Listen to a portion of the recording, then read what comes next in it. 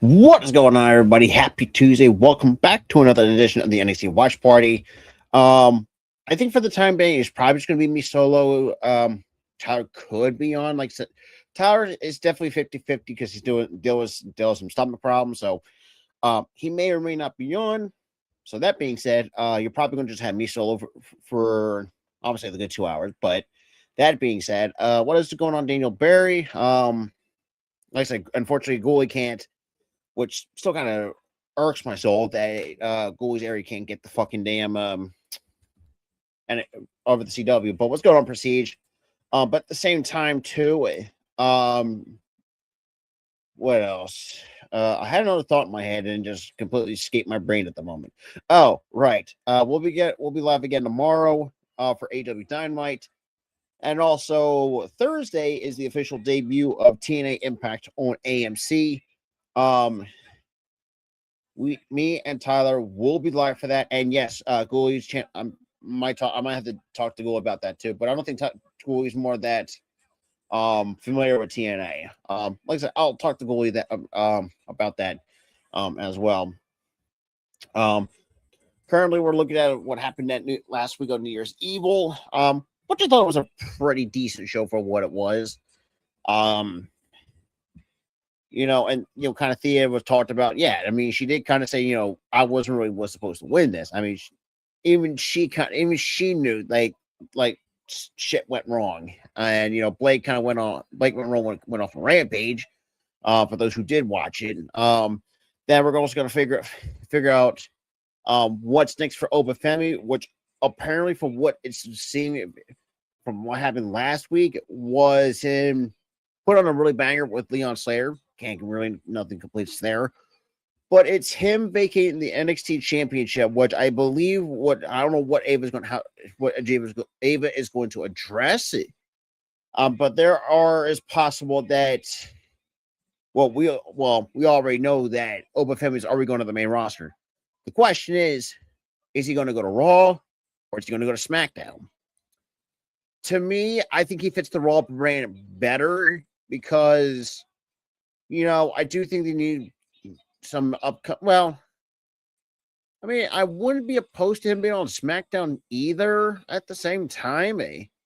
I would say the men's division, you could say the men's division could use a guy like Obafemi, and shit like that. But that all being said, that's how I look. And there's obviously gonna be some other things too. Not just pro wrestling related, but also sports related as well. Like I said, I'll be doing a couple of videos here and there. One in particular, reacting to the Kevin Patullo firing. That's gonna come sometime this week. Or maybe I might do a live on that. I'm not entirely too fucking sure. For the most part. And kind of just talk Eagles football for, either like 5-10 minutes. Hell, even throw in or do a live for about like an hour 20 minutes, give or take.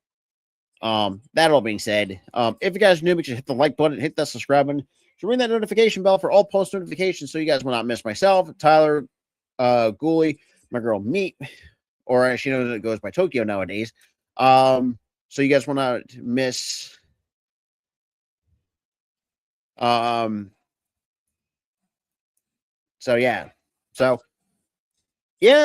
Ryan, and that's another thing too, which I'll talk about regarding TNA because I know, but yeah, so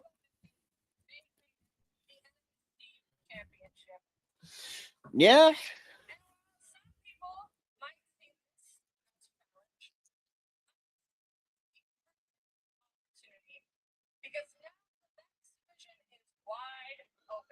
That is true, and obviously got some guys from NXT, not NXT, from fucking Evolve. Which, to be fair, I had not been keeping up with Evolve in recent weeks because, granted, it is also taped, and at the same time, me and Tara kind of really don't pay attention to Evolve except for mostly for the women's side of things. And I'll be honest, the only one I know that had done pretty well. And now we got Ricky. And now here comes Ricky Saints. I'm going to see what he's got to have to fucking say about this. So this should be interesting. Nothing, guys. But To bring it back of what Ryan said, yes, I'm ready for TNA, and that's probably you haven't really seen me and Tyler have done TNA. I always think the last God, almost the entire calendar year because of the issues that Access TV brings. Two, when we did try to do TNA a couple of times, I would say this is way before they got the AMC deal. We tried illegally streaming it. It was, I guess you could say, it was a disaster from the very beginning. I think the only time we're going to have to do something where we may not do, well, we'll still do TNA pay per views, we're going to have to do the most unorthodox way of doing things. But Prestige, here's the one thing we already knew it was coming, but it was just only a matter of time. Even though I would have liked to do it a little bit sooner, but hey, better late than never. Same with the Pittsburgh Steelers. I mean, the fact you had their head coach stepping down, but that's also crazy in its whole right that it freaking hell froze over in Pittsburgh. But yeah. So, well, like I said, I'll talk more on that later sometime this week.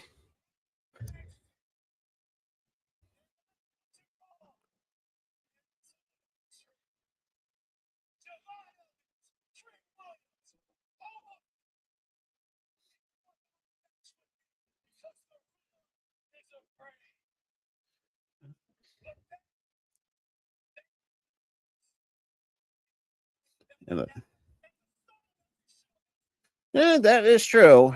Well, not just cost us a championship prestige. For the most part, like he pretty much handcuffed the quarterback. He pretty much set everybody back. Everyone took a step back. And that's one part of it. Then you have a bunch of injuries on the offensive line. That didn't help. Guys playing through injuries, which I mean, credit their toughness, but at the same time, it kind of bit this team in the ass, so to speak. Anyways, I'll talk more on that right on the commercial break as well.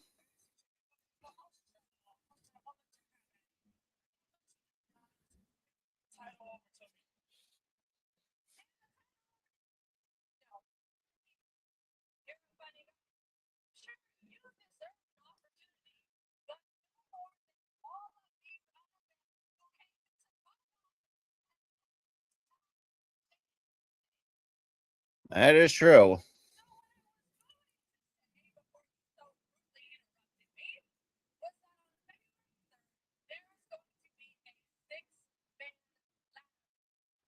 Oh shit. Okay, 6 land.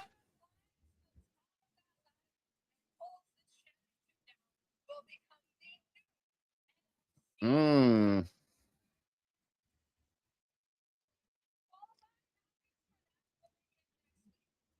Okay, so next week we got the qualifying match for the ladder match.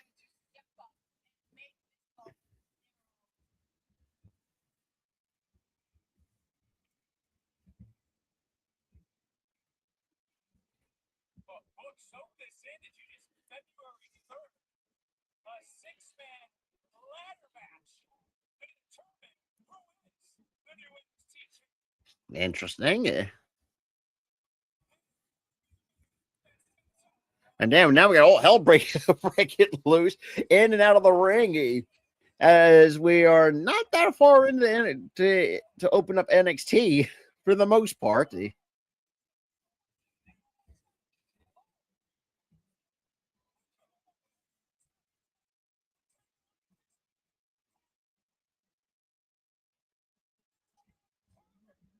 Man, Keanu, damn, I forgot how big Keanu Carter is.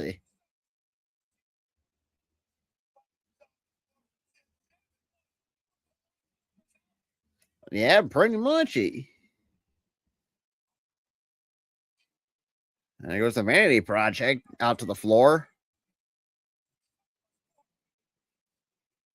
And they got Jasper Troy and Tavion Heights going at it.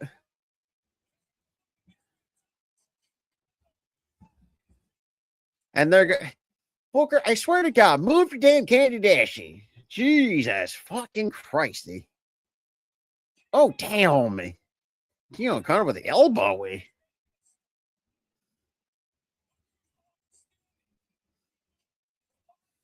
then we got military press to the outside. Take out the rest of the men's division down on the floor.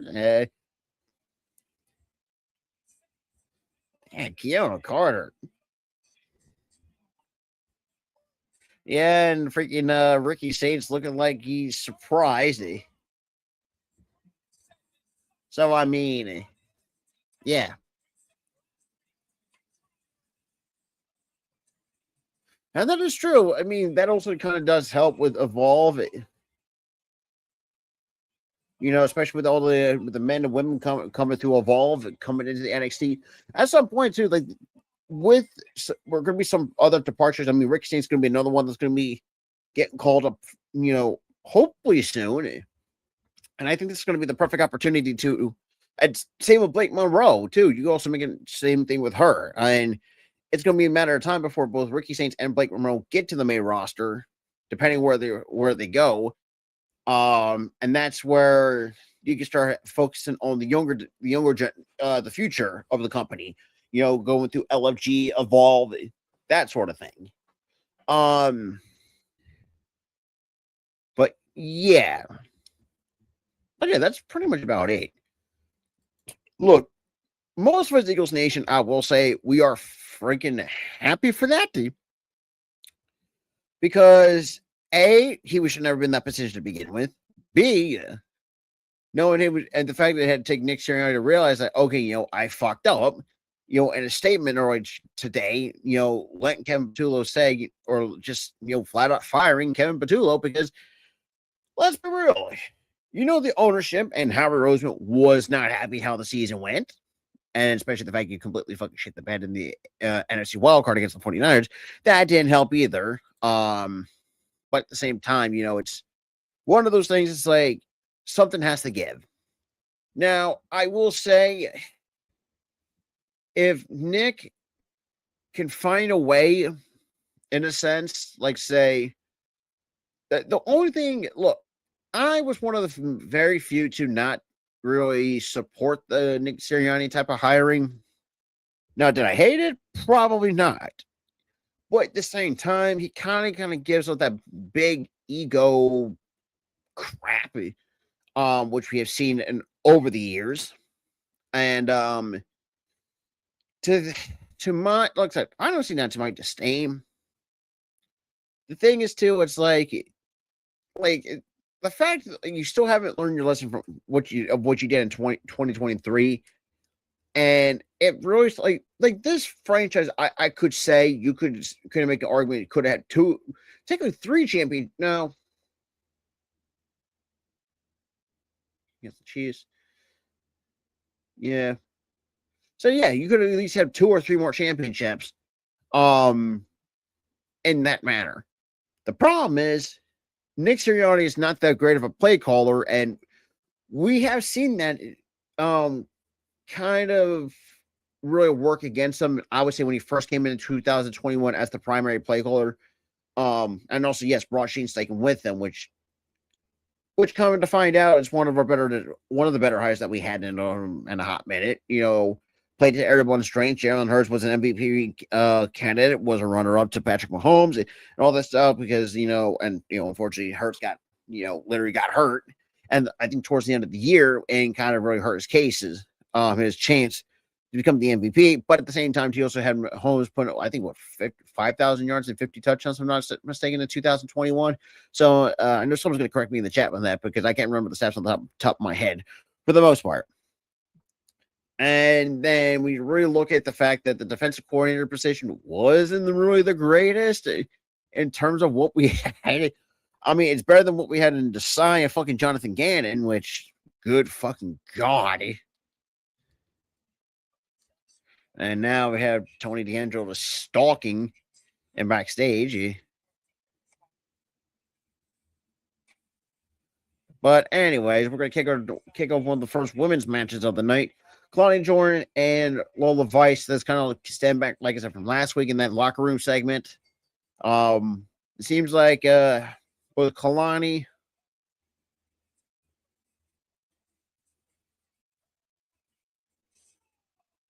Yeah, so it seems like both Kalani and Lola kind of, let's say it wasn't, compared to what happened 3 weeks ago. And that's when he had Tatum Paxley chase everyone with the chainsaw. to be honest, Ryan, I'm going to say this. I'm not excited for WrestleMania because I have a feeling the show is, I mean, it's going to have some good matches, but it's not going to be to the point of where it needs to be. But the fact that it's back in Vegas again this year is absolute asinine because the fact that, it's CKO, they need to make that money to get out of this fucking death ring. But, I mean, who am I to say? Like I said, I think the only one that's going to freaking kill it on WrestleMania weekend is probably the women. And I guess some of the men too, in my honest opinion, because let's be real, I don't know. It's just something about WrestleMania this year doesn't get me too excited. And WWE has this tendency to where like you can do all the building in the world or lack thereof, which we saw like the previous WrestleMania that they haven't really done much building, and you could really tell it doesn't translate into the payoffs of which of the stories you're supposed to we're building towards WrestleMania, the stories that you were telling. But I just feel like freaking WrestleMania this year is going to be okay, in my honest opinion, because let's be real, I'd say I'm not going to hate WrestleMania for the most part, but I will say there is going to be some questions. Well, like I said, until what kind of execution that this company is going to do for WrestleMania, we're going to have to wait and see. Bam. Nice little couple chops by Lola Vice. Off the second row. Nice deep arm drag. Nice little clothesline to the gut. Then a shoulder tackle.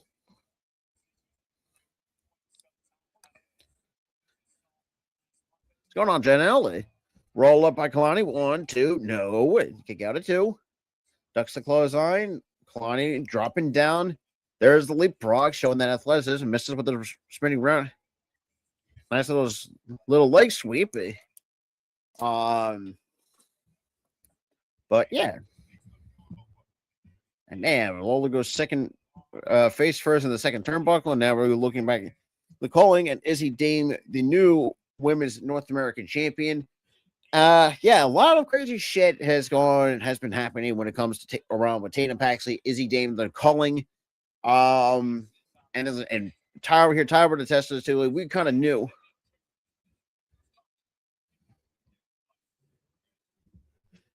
All right, John, I will say this before I get back to calling the match.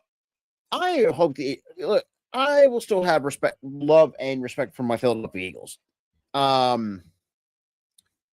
Because I still have hopes that this franchise can be a dynasty. The problem is, like, this franchise is not doing really a good job. Anytime when we do have success, we have to freaking not protect our coordinator, especially our offense coordinator, because let's be real, Vic's not going anywhere because he doesn't want to be fucking head coach no more, because we saw, I mean, he was okay, but I mean, at the same time, like, he's more comfortable being the coordinator.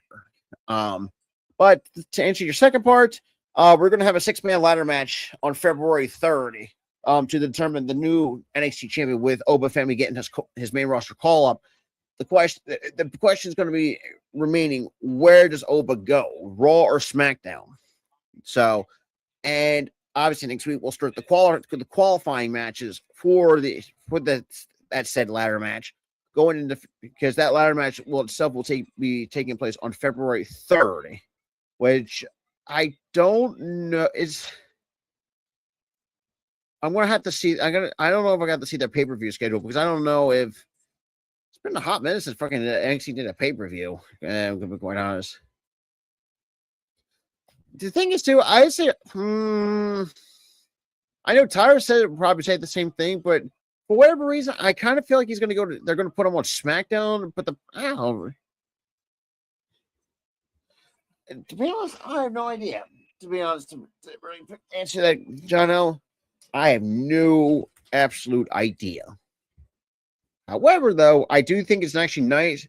See, and this is one of the reasons why, look, I know Triple H, I know, hasn't really done, he's done an okay job when it comes to head of the creative, and he has a lot of questionable decisions that needs to be answered for the most part.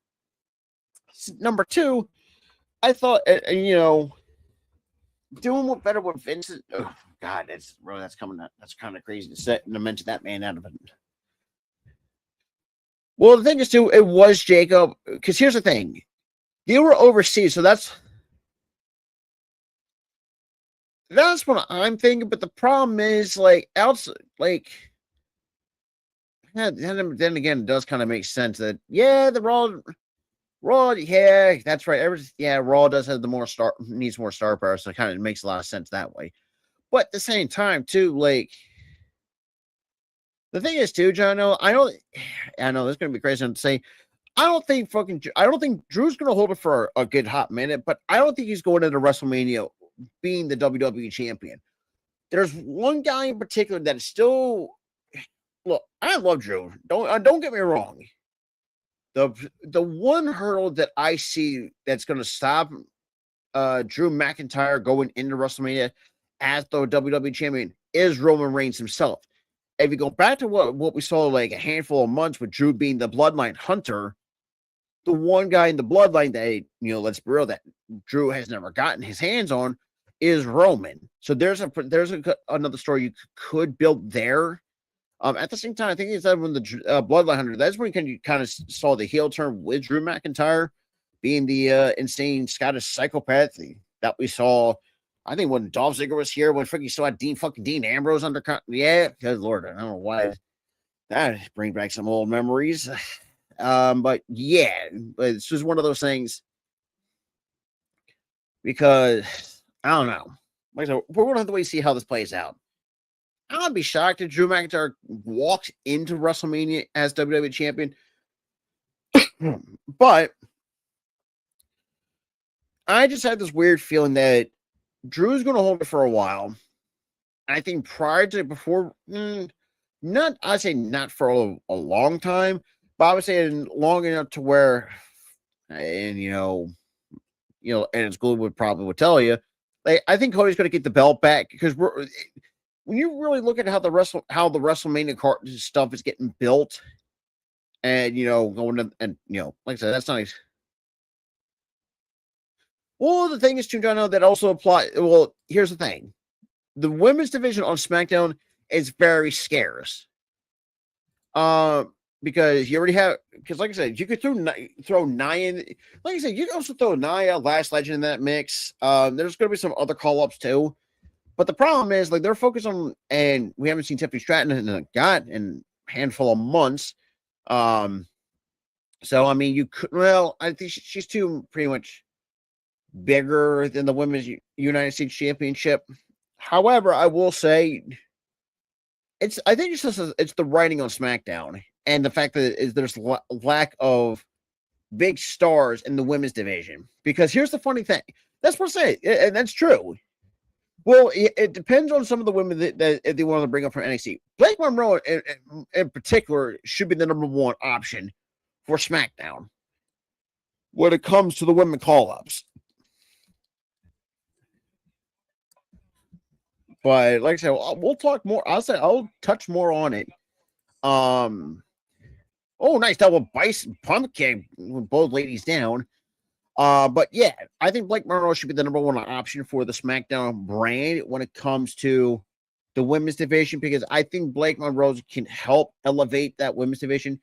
And the funny thing is too, like, we all were criticizing about the damn women's tag division. The fact that it's actually working, which, good fucking God, we've been asking that for years.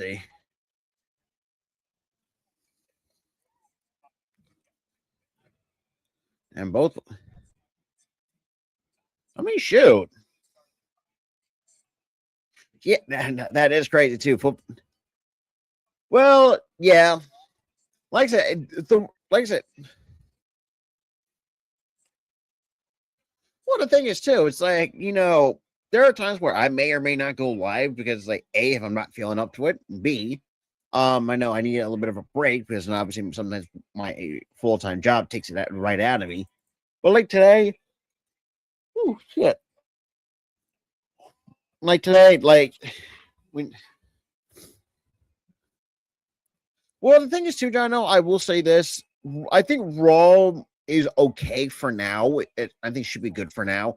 I believe SmackDown needs an overhaul of the women's division, and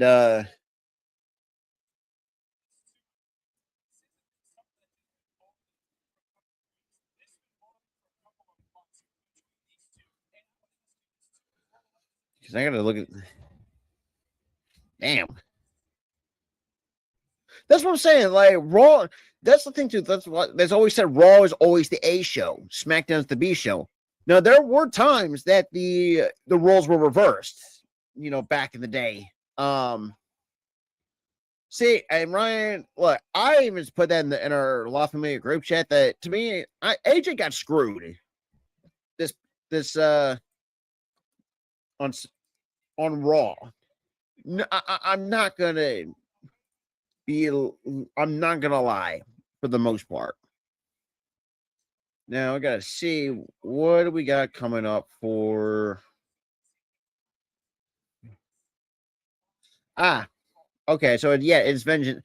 Okay, I take that back. Because after the Royal Rumble, you got NXT, you got Vengeance Day for NXT, so it probably is going to be that pay per view in February. Like I said, until everything is like confirmed and whatnot, I think that's what's going to happen is have that 6-man ladder match, at Vengeance Day.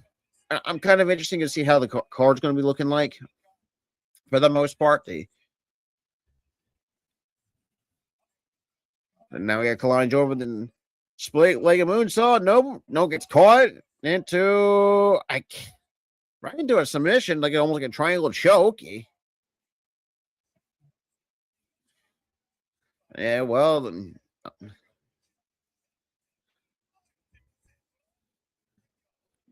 nice roll through from Lola Vice, and now counter 1, 2, no, nice pinning counter by Kalani Jordan, goes to the wrist and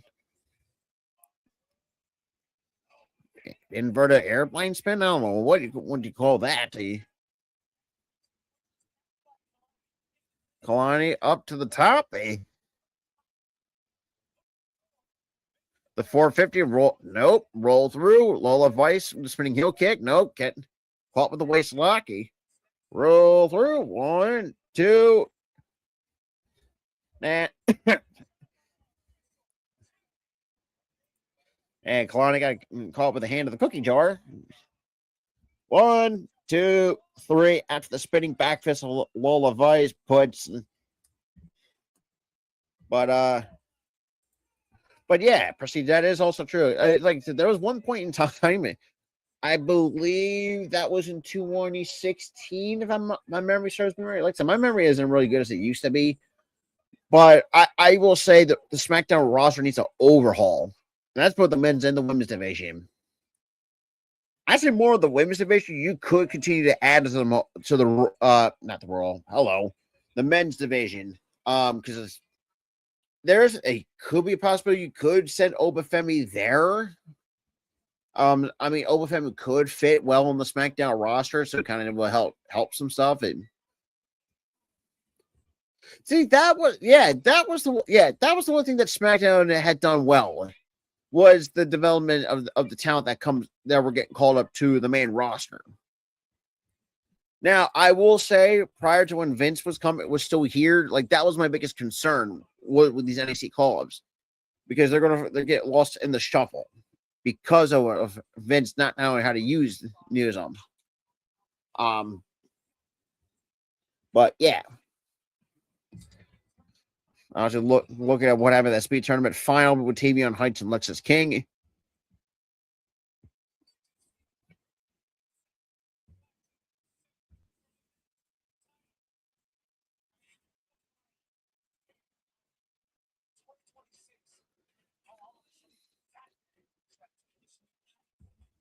And that is true. I mean, like I said, I can appreciate Tavion Heights because one, and this is going back to what we said for a long time. This is what Gable Stevenson was supposed to be, putting that work in, showing that amateur background, and unfortunately, Gabe Stevenson never really worked out. And kind of look see where that happened. What I would say, Jasper Troy. Um, oh God.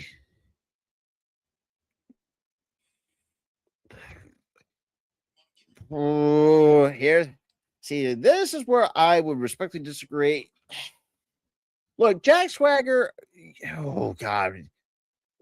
I will admit I was not a fan of the Jack Swagger character until they paired him with Zeb Coulter, which, by the way, we kind of got to where we are with him.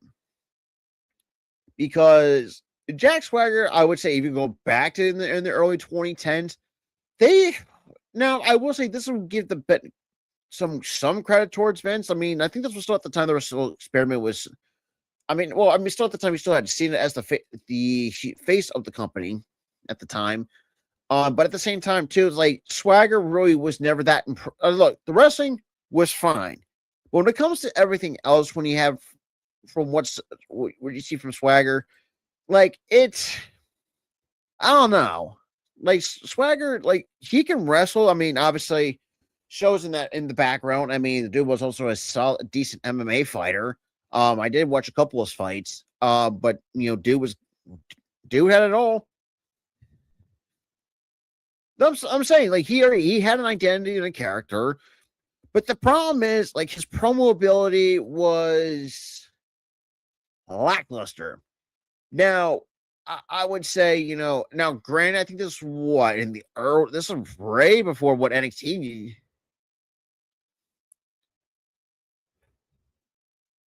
Well, that is true, but at the same time too, like, it really depends on who you're comparing it to. Yeah. Yeah, that is true. But at the same time, too, like I said, Jack Swagger, like he had, like you said, too, Prestige, like he had a character, had an identity. The problem is, I don't think he connected the audience that well to the point where it's like, to kind of strap a rocket to him and push him to the moon. Well, that is also true for the most part. But you just got to realize too, like it's kind of like in a way how Cody is. With that lisp, sometimes it's hard to really understand. And I think that's kind of what hurts. I mean, look, you really can't blame stuff that you can't control. I mean, a lisp is one of them, but you can work through that. But I think at the same time too, that's kind of also goes back to what I said about with the promo ability, and it was hard to understand to what Swagger was saying. At the same time too, his entire character, what he was working with, didn't really. I would say Evan Bourne, for the most part, had the rhythm of the cruiserweight division in the early 2010s. Evan Bourne would, Jesus, dude, Evan Bourne, for the most part, I will flat out admit, was a guy that I appreciated watching in the 2010s. Just I feel like he just never got the love and appreciation that he truly deserved. Well, I would say this is what MVP. When did MVP leave? So I know requested his release at one point. I know he talked about it too. I can't remember the exact year that. So I remember there were reports, and this was when I was still in school. So at the same time too, like I still remember. That's what I'm saying. Like he had it all. The problem is they pulled the trigger so damn soon, and yeah, and we just saw how bad that really worked out. Like I said, nothing against Jack Swagger or Jake Hager in that point in time. It's just like if you're like what Vince is like saying, or what he sees into like a world champion, if you're standing like over like say 6'4", 6'5" plus, you're big, muscular, and all that. He's gonna want to put the rocket on him, and unfortunately, that's kind of the case of Jack Swagger. I mean, Swagger was I would say 6'3", 6'4" give or take. I mean, he was a big dude. I know cameras already don't do the man justice. That's the thing too, and this was going to go. I will say this also applies to when I first met Gangrel, for the first time. Because, like I said, I remember watching Gangrel back in the day. Didn't really think he was that big of a person on TV. Now, like I said, granted, the cameras didn't really do this man justice. But once you get to meet this dude, he is bigger than what the cameras show. That is to me. But we got the NXT Men's Speed Championship on the line. Yeah, that's also a problem. Well, it's like the problem is, it's like, yeah, I would say that's not racist. I would say that's more xenophobic in this. Well, it's a mixture of racist, a little bit being racist and xenophobic at the same time, because God, I am losing my hang on, I got to pause for a second in my head because I'm losing my train of thought on what I was going to say. Because my brain's all over the place at the moment. Because I appreciate anyone that's hopping in this chat right now.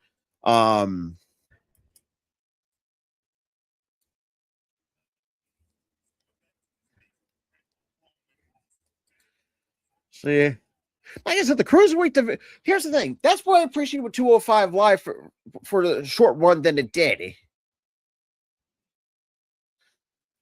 Pretty much. Well, like I said, the problem is I haven't, like I said, Gangrel, in terms of all the wrestlers I met from my days as a wrestling fan. Like I said, I've been a wrestling fan since 1999. Like I've been a fan for a good majority of my life, and got to see when I got to meet Gangrel when it was at BCW. I believe before, I think in But yeah, like Gangrel, like I said, the cameras didn't really do this man justice if you watch him on the indie scene, but he is a large dude. I would say he's about like 6'4", 6'5", and this dude, I think he looks better than he's ever been. Since I can fucking remember him in WWE. Because let's be real, like I kid you not, this dude looks like he's in probably the best shape he's ever been. Since his WWE run and back in the late 90s before he got released.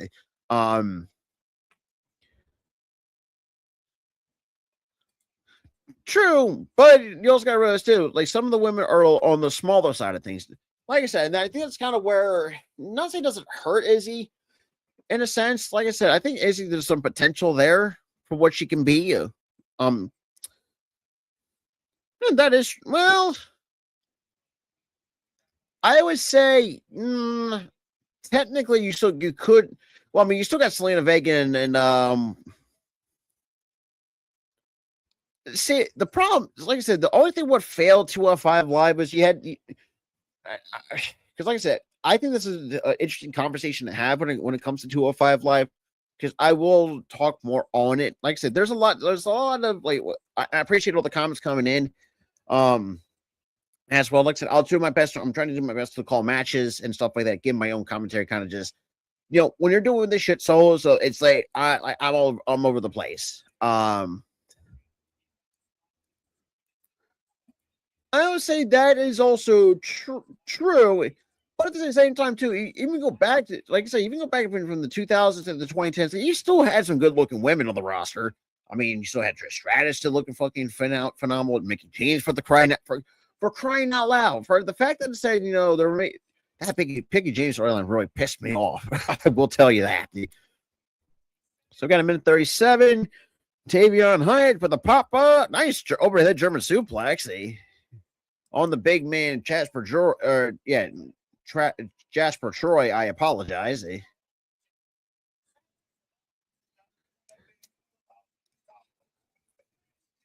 Yeah, 1, 2, no.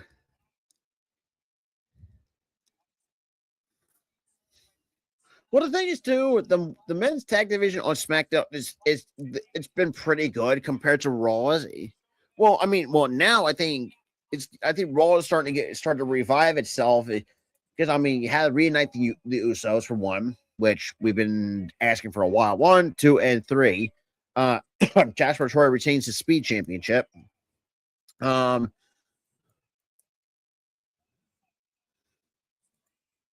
Thing is to go back to what John and I said about do I think 205 Live?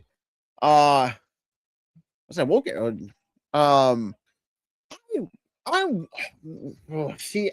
Problem is, I don't think it.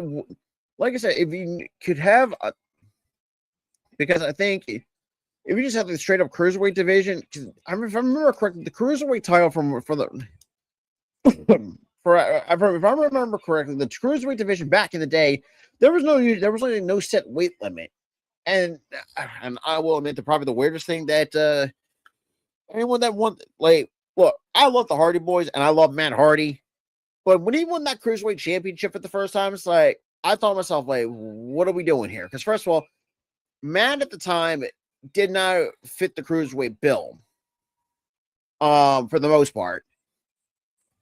See, that's another thing. Well, I think they're slowly doing that procedure. I think they're slowly going to, because first of all, they're not going to just automatically just strap them. Well, the championship don't mean diddly squat. It's how he puts on the matches, and I want to go back to how he did on LFG. Like, dude, like I said, there is a lot to like when it comes to Jasper Troy.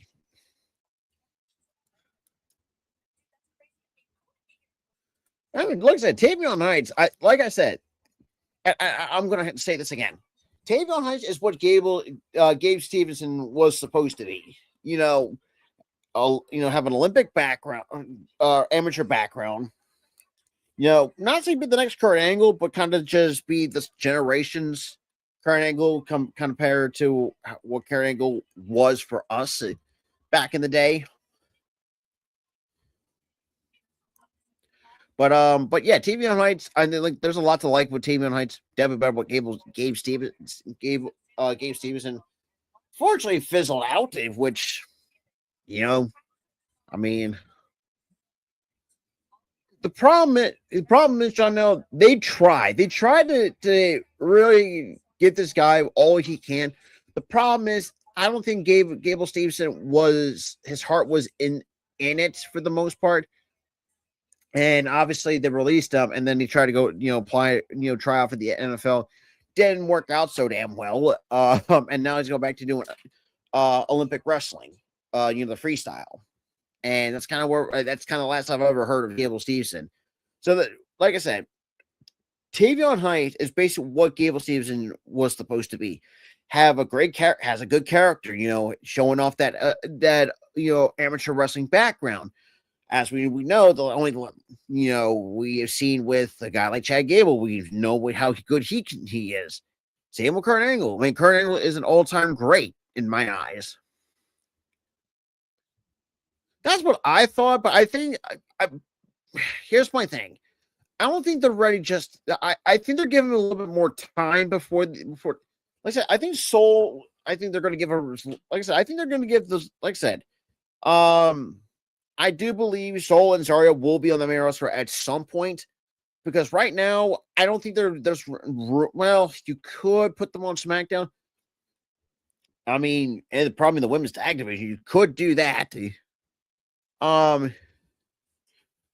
Yeah, that is true. That's the thing too. Baron Corbin's another one. I feel like it's crazy. This is probably going to not be the only time I will defend Baron Corbin, but I would say this is probably the one time where, I would say that that Baron Corbin could have had a better run. He could have been used better. Like I said, the whole Happy Corbin bullshit that he was running with. Now after a handful of weeks after that, go to the depressed Corbin. Then he goes down to NXT, kind of reinventing himself and become what he's looking like now. It's like you couldn't really. That still irks me to this day. I believe the Royal Rumble was at the end of the year. I mean, the Nepo Baby, sure, they could say that because she is the Rock's daughter for the most part. Legit. But at the same time, too, I don't think she's that bad. Here's the thing. I don't think it's forced. I don't think they just don't care. To me, I can appreciate Ava's work for what she's been trying to do as the NXT GM, because I know when she tried to wrestle. And I'm going to be, I'm like I said, I'm not going to say this to hate on her, but her wrestling ability is not where it needs to be. And I think she's doing pretty well in the GM role because like she can't. Here's the funny thing too: when she was doing like all this like training and whatnot to get into do some in ring action, when I really look at Ava just from just from the outside, she gives off more that general manager type of vibe. She kind of has that look of an authority figure, and I can see why. Sean decided to put her as the general manager. Has she been perfect? Not exactly, but I do think she has done a fine job of what she's been given as the NXT GM. I would say, and having a guy like also Mr. Stone also helping, even though I still can't find. Also, but look, I know I'm kind of going off the track a little bit, but the whole fucking I'm sorry, look, I can appreciate Mr. Stone nowadays. Well, you did go back to his time in TNA as Impact as Robbie E. That can never get out of my fucking head. Same with Walking Wild. The entire fucking Jersey Shore bullshit that Impact was doing back, and I think towards the later half, because good lord, fucking goddamn, I would say Dixie Carter was not doing diddly fucking squat with the fucking company because you almost ran that shit into the fucking ground. I mean, you already knew that company was going to go run to the ground when you first bring in Hulk Hogan and Eric Bischoff. Well, I would not put that on Bischoff because, I mean, look, Bischoff does have some good ideas. I mean, John, I would say go look back on that with Walking Wild. Mr. Stone is Robbie E, and I can't remember who the other guy was, but you can't tell me that they ripped that shit straight from the Jersey Shore because as someone who I have not watched the Jersey Shore, but I've seen if anybody knows who's DJ Paulie is, and have seen Jersey Shore, that's how Robbie E and Walking Wild pretty much looked during their Impact run, which good fucking guy, I think that gimmick was fucking garbage. But now we are looking at backstage with Stax, Rest of Chase U, Lexus King. Yeah, looks like we got Miles Born. The problem, that's true. So look, that's what we all need. The problem is, it's the fact that they're relying on AI and Chat GPT, and all that shit. Also, and speaking of which, if to my Stranger Things fans, I would say, oh god, I know that documentary that can drop on the. I think most of us originally thought he was going to get the call up, but I don't think that was going to be the case. But I'm not entirely too sure. Now that would be great. There's been talks about. I've been hearing something about that too. Well, I mean, it's Tony Storm, like, yeah. But the thing is, too, procedurals got to realize too, like, I mean, yeah. I mean, hello, this is the same woman who says she's here, she's queer. Like, we all know that, Tony Storm's bisexuality, it's on full fucking display. Like, there's no if, ands, or buts of where she swings on, like I said, she swings on both sides of the fence. One of the things too, China, that should tell you like how lazy the writing is. But the fact, and I'm going to reference the Unreal, that one Unreal segment where I think they were talking about the Royal Rumble, and the fact that you had.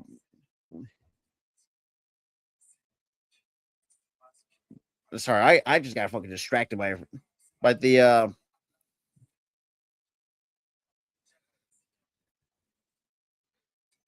A French luchador. That is very interesting. That is. That's what I'm saying. Like, I think they're keeping Tony D'Angelo right now in NXT to kind of work with this gimmick or what he's doing with this gimmick before he gets the call up because we've seen it and time again, with all the potential that the future is with this company. Yeah, and that is true. One of the things too, and also procedure, and kind of piggyback on what you said too. Oba, from what Oba did, put on a great match with Leon Slater, and vacate the championship. Roy tells me, well, we all know he was going to get the main roster call. Now the question is how are they going to do it? It was smart for Oba to vacate it, to keep him, have him end on a strong, still keep him strong going up while going up to the main roster. And then you're having a lot of other opportunities opened up for the rest of the men's division on the NXT roster. At some point, too, you can also make the argument that Ethan Page should get the call up at some point. I think Ethan Page is main roster ready too.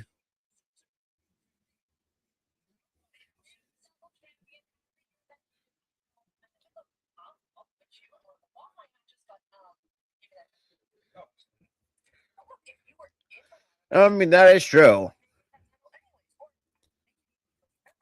Thing is, I think most of us know that we all want Bianca back because it's been a fucking hot minute the last time she was on WWE programming.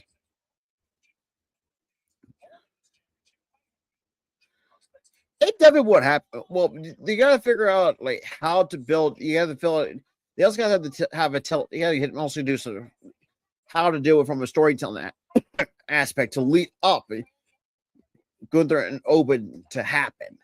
So that's just me. On the other hand,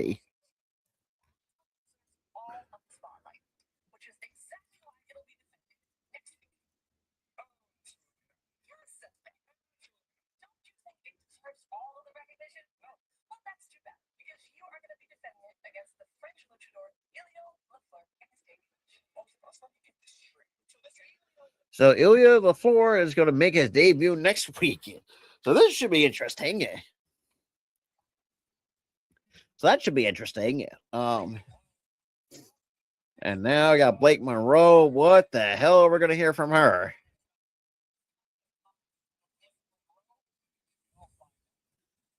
I will say it's gonna. I've kind of gotten used to call Mariah May Blake Monroe at this point because it's crazy. With any ex AEW man or old woman coming in with that is true. Yeah, that is also true, Prestige. I'll give you that 100%. The thing is, too, I do think Oba's going to be the much better talent when it comes to the wrestling aspect because, especially if you booked him right, I do believe Oba's going to be one of those guys. I think you can have him as the unstoppable. Well, I don't think they're going to have him as heel per se. I think the way how the crowd reacted when he came on the Saturday's main event, and I think the 1 or 2 Raws after that, that is true. You do need somebody to give the fight a kryptonite for Gunther, which is true. I will agree with that to an extent. And I'm trying to think because it's definitely not. Oh shit! My apologies. It's definitely not Jay. I know that for a fact because we already seen. Yeah, well, we all know how we feel on the Brock thing. And to be honest, we're just hoping for Brock to retire and just go away.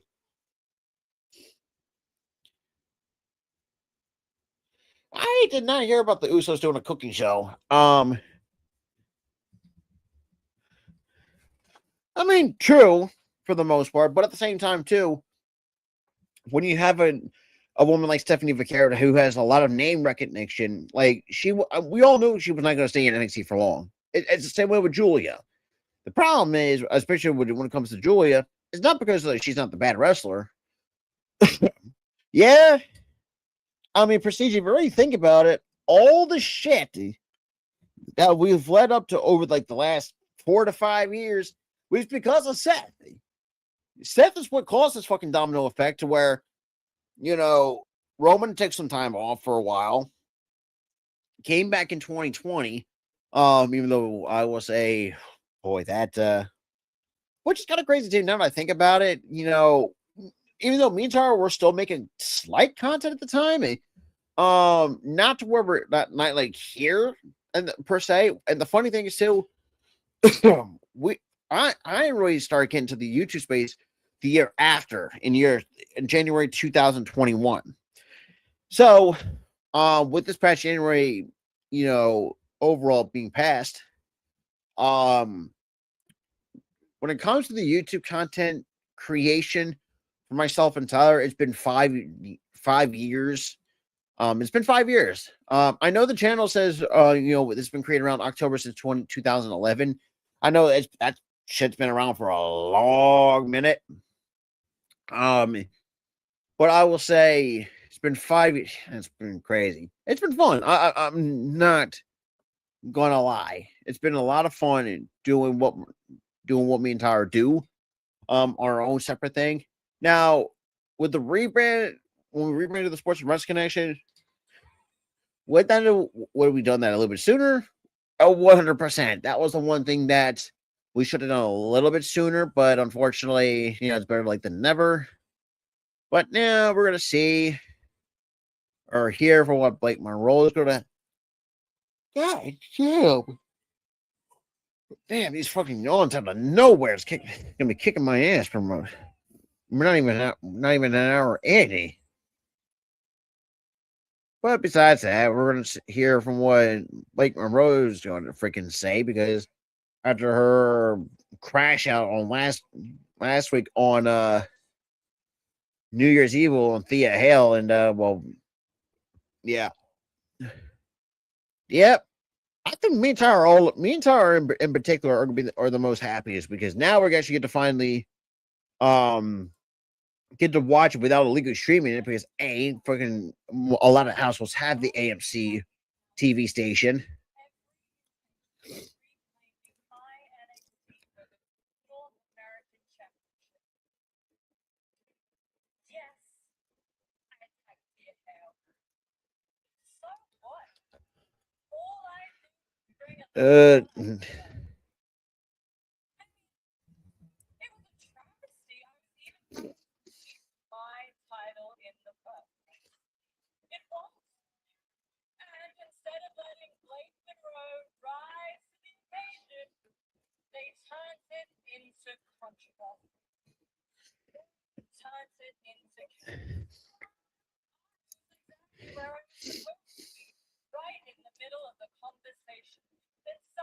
I mean, that is true from Blake Monroe about the controversy stuff. I would say not more controversy, just shit just actually happened. Apparently what happened, that Thea actually got the win, knocked out of freaking Blake Monroe, and we kind of saw the unfortunate title change. And if you go back to how me and Tyler reacted, and we were surprised, like, what? I mean, I know she's going to be some Mariah May, but I'm more being accustomed to call her Blake Monroe. I mean, I would not be surprised that Blake Monroe will be the next NXT Women's Champion, but I don't. It's going to be something interesting to really think about in the next coming days or so.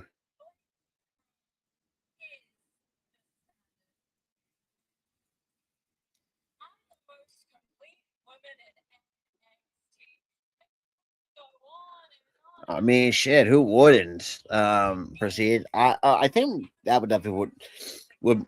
Well, the problem is, now there's a slight problem with that. You got it's heel versus heel.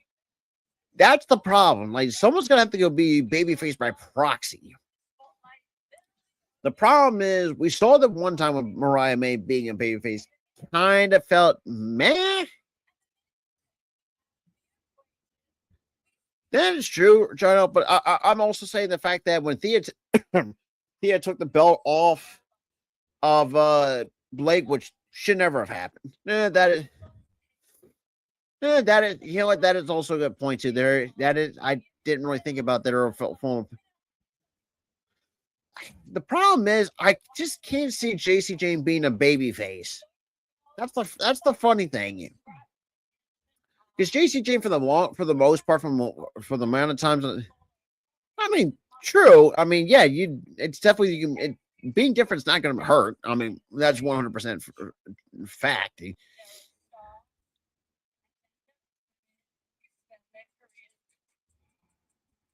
Oh, now speaking of another one that's well overdue for and now I got Miss Jada Parker. Speaking of another one who's been under fucking utilized in NXT, that's Miss Parker. For the love of Christ, at some point she needs like how many times are we going to not see her hold her first singles title in this company? It makes little to no sense. And the fact that Miss Jada Parker is back on TV, which has got to be damn, it's been a fucking hot damn minute.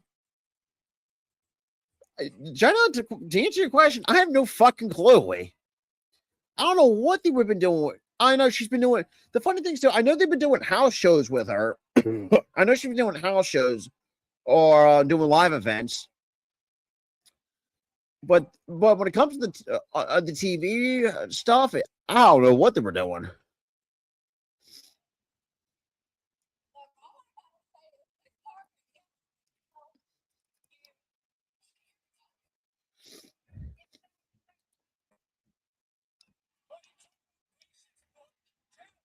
Now, I will say the proper baby face is Miss Parker. Because you can definitely tell. That's also kind of crazy. The fact that they split her away from OTM, too, which was interesting, to say the least. I guess becoming a fan favorite. That's good. The funny thing is, Super Say, she was. And the funny thing is, too, when you go back to when she was paired with OTM and when this had like the GTA, like a GTA kind of vibe when you really look at the entrance on how they were operating, it really did seem like, look, I think OTM has a really nice future as in the tag division. Don't get me wrong. But ever since when Jada Parker was starting to, become a fan favorite, with the crowd, I believe Sean decides that, you know what, let's get it away from her. That's what I'm saying. That's what exactly. That's what I was getting to. I think what Sean was seeing of how the crowd was reacting to Jada Parker, I think saying, you know what, we're gonna have to pull the trigger, get her away from OTM, pull the trigger on a babyface run. And so far, I mean, it hasn't really been bad. I just wish they could do more with it to where she gets her first takes a singles gold, because there was times where she was close to winning the NXT North American Women's Championship, which was crazy. Now I think for the Shallow Hill. Well, the thing is too, true, but Sean's going to find a way to get the stars out. Now that would be my thing. Is you're going to have? Oh, and it's crazy enough for me to say. If you want to go the heel versus heel route, you're going to have to turn Tiffany Stratton back to being a heel. The problem where I see, and it's not because I don't think Tiffany Stratton could make a good heel, but I mean, if you go back to what Tiffany Stratton was in NXT, she was a fantastic heel. The freaking daddy's little rich girl type of character she was running before the call up, and the funny thing is too, it's like I don't know. I don't know what they're gonna do with her.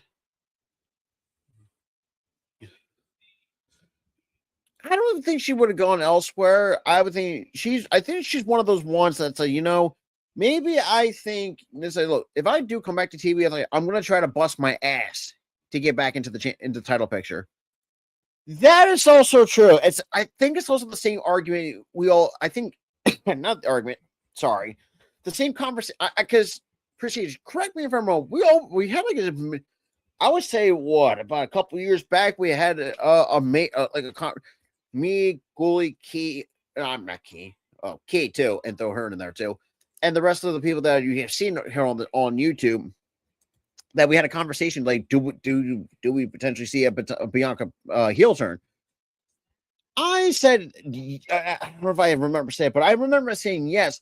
But at the same time, too, it also hit me too. It's like Bianca's is one of those baby faces you can't really turn heel because, and that's where is it? Yeah, and think that it's applying. You make the same implication that Tiffany's is one of those ones that she becomes that role model. And that's what's hard because look, That is, like I said, that is also the thing too. Like Bianca's one of those ones you just can never turn heel because she's that type of person that what that's for the little kid. Well, I mean, this company is pretty much is, but she does want to become the role model for the little girls all over the world. For one, two, it's hard to freaking boo. I would well, I'll say I will take that back. I mean, I'm saying Bianca got any boos, but I can never remember.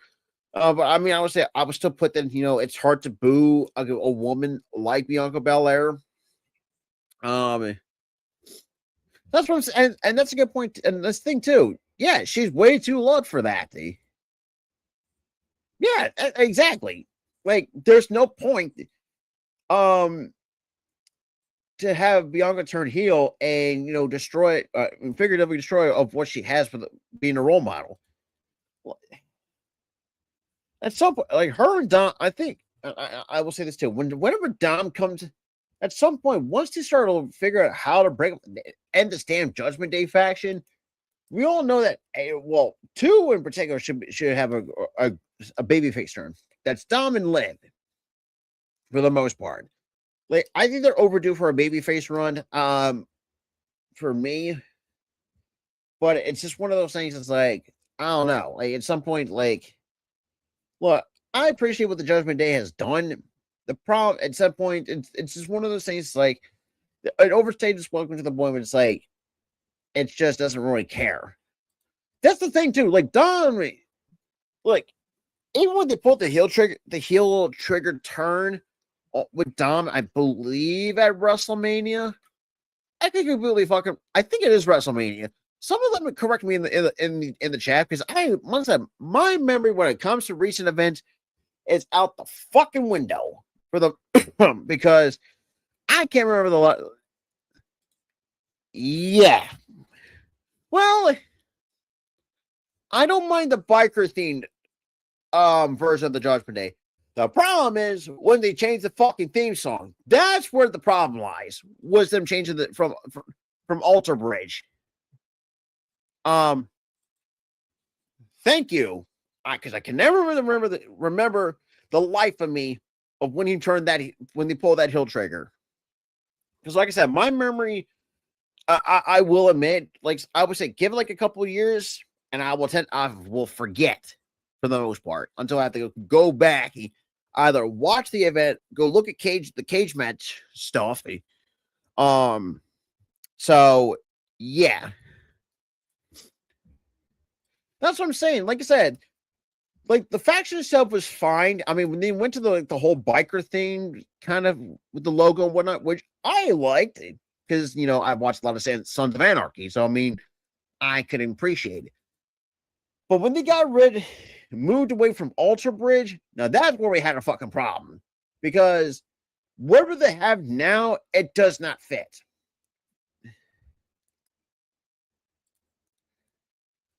Oh boy, yeah,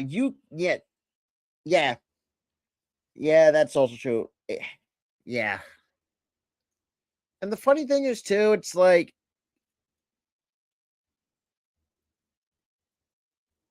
there's very little. Well, I'm the stream too. Speaking of the Bullet Club, they are no longer a faction nowadays because I think Yoji.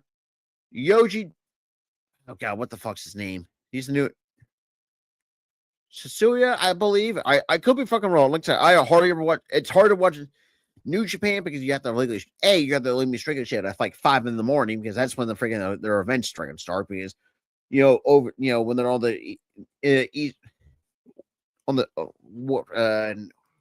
over that way, they're pretty much almost a day ahead of us. So once the Bullet.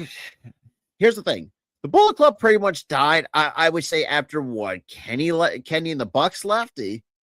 And you could say with the AJ too is another one's probably where the and also them and the Bone Soldier Taji Ishimori. God, I forgot. I didn't still remember his name.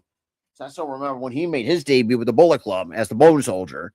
Ishimori was he was a good wrestler for the most part with the Bullet Club faction, but at the same time too, they also had a lot of these different freaking Splinter Cell bullshit that what they were doing. It just built the Bullet Club faction just never really did it for me. In the later years, like the only like versions of the faction that had a lot of meaning was the Fergal Devitt, aka Prince Finn Balor, the start of what the Bullet Club was going to be. Then you had, I believe, AJ Styles next, which that was pretty good for the most part. So we saw Kenny Omega coming in and took over. And by taking over, I mean kicking out AJ Styles.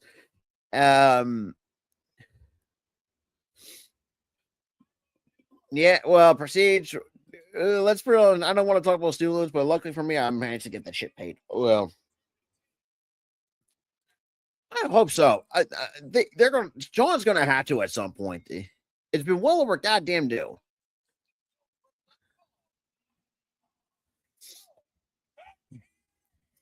And now I got the first TNA title defense on NXT this week.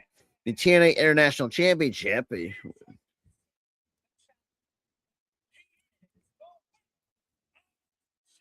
Oh yeah, Sullivan's been well loved by kids. No, don't get me wrong.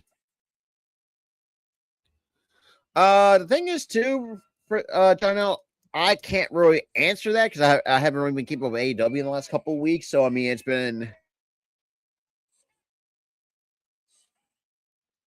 I know Thunder Rose has been doing some stuff away from AEW. That's the last time I've heard from her. I know she does help us to bust it open at every now and again. So like I said, she can also do some stuff in Mexico too.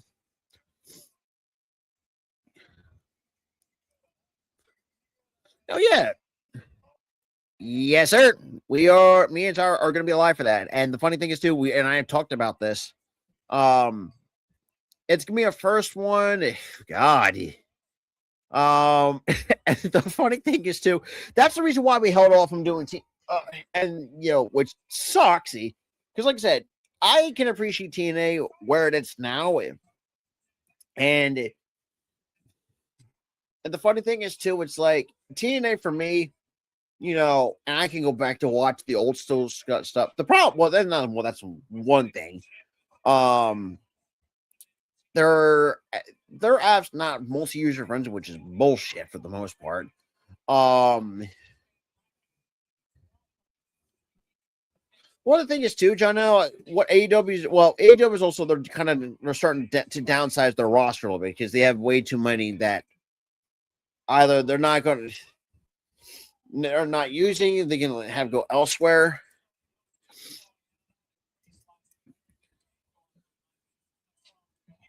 Nice kidney shot from Stacks with a hammerlock into the damn right in the ring post.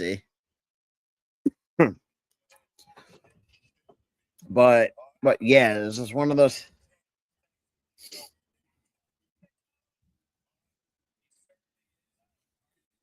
Yeah, that's the funny. Well, and those reels too. She's on Ring of Honor. The problem is, me and Sarah can't be doing Ring of Honor because I'm gonna have to pay $10 a month, which is like I said, not bad. But with all the shit, with all the money situation and shit like that. The thing is too, John. See, that's where I kind of disagree. I think, well, I know Fallon did pretty okay in her singles run. I was the only one. I mean, true, but at the same time, too, it's like I don't think. I don't know. So now we got Shiloh in control at the moment. Yeah, I've been seeing that. The problem, well, I wouldn't be opposed to it, but at the same time, too, AEW, it's kind of funny because I know Goy would tell you this too. Goy was never a big fan of Powerhouse Hobbs. To me, I knew the potential was there for a monster like Powerhouse Hobbs, and see what AEW's doing it with the with the option, the trios championship, I think it's pretty great. Damn, nice cannonball from Shiloh Hill. But I, for some reason, I think I think Powerhouse, Hobbs, I think is going to stay with AEW. That's how I see it. But going back to what Chaos Raider said, yeah, me and Tara will be live for TNA on the premiere on Thursday night, and it's also a 9:00 start on AMC. So, and the funny thing is too, and I've already talked about this side too, and that's really one of the reasons why me and Tara, we didn't really want to stop on purpose, because it was hard for the most. Well, when we had Sling TV, it was easy because Sling had access TV for both stuff when I first had it. However, when the news came out about NXT going to CW, that kind of fucked everything. So we had to sacrifice Sling TV for YouTube TV to get the CW network. And, we had to put TNA on a hold for a while until once they got that freaking TV deal. Before I answer John Nell's question, but yeah, me and Tara are going to get back at it every Thursday night from 9:00 to 11, which is kind of crazy too. If anybody forgot, when Raw was on on the 9:00 time slot, yeah, that brings back some old nostalgic memories because they could have. I mean, that's the thing too. Yeah, they could have done the CW. The problem, okay, one of the problems I do see with the CW at times, not a lot of markets have them, which kind of sucks for the most part. And Goldie can attest this too, because the fact you're gonna have to get something else, especially if you and obviously you can't not fall for Goldie, but the fact that Goldie's near the Chicago area, a lot of the shit that they have, it doesn't apply because when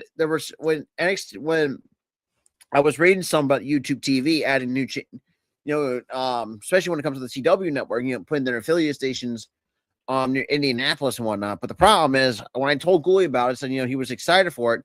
Come to find out, he lives in Gary, Indiana, which it's right by Chicago. It's about just 30 minutes, I believe 30 minutes outside of Chicago, if I'm not mistaken. So I haven't really been there. I know there's been, and stuff like that, but which kind of sucks. That's why me and Tyra holding most of the time do these NXT streams because Goalie, which kind of was fucked up for the most part because it was three of us for a good while before freaking YouTube TV decides to freaking cut the CW network from going Goalie side of fucking things. And and ever since then it's been me and Tyra when it comes every Tuesday night when it comes to fucking NXT. Sometimes a little bit different if we have some sports change, which the problem is with the way that the state of the NBA is, it's been hard to do NBA games. Don't ask, like I said, to our hockey fans, as much as we want to do hockey content, it's hard to keep up with hockey. And it's also hard to and shit like that. Now, I will say, I've been watching the Flyers a lot more this year than I did in I would say in the last year and a half, which is nice, which is cool because of the way how the Flyers been playing, especially under a new head coach, who I still question why you freaking use Urson in certain nights compared to not use Vladar, which makes little to no sense because Urson can't tend the goal to save his fucking life. And I know Vladar this past week had a rare bad game from him against the Tampa Bay Lightning, which, to be fair, I'm not going to be too mad about it because, good Lord, we've been freaking rebuilding for God knows how long. Haven't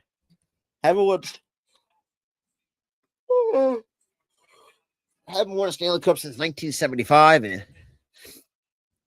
true, but at the same time, too, I think they're doing some pretty good stuff with her and Last Legend as a tag team. Raquel definitely should stay as a heel because it's hard because even Tara said this too. This whole smiling, happy-go-lucky babyface sticky that Raquel used to have back in when she was in NXT. It worked for a while in NXT, but it's overtime. When she got to the main roster, that shit did not connect with the crowd whatsoever. And I think that's what they're doing. They're kind of building her as like female version of Kevin Nash.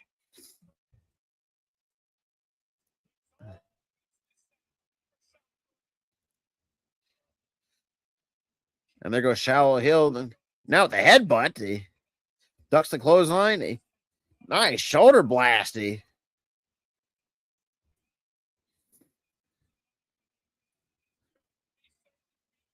I mean, that's true. Prestige. That's true from the. Oh, nice inverted 450. 1, 2, no. Kick out of 2 from Stacks.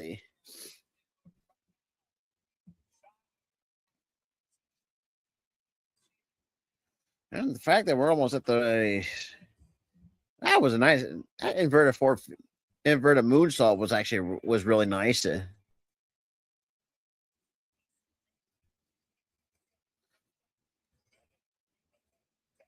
I go for the side of suplex. Nope. A couple punches to the midsection from Staxy.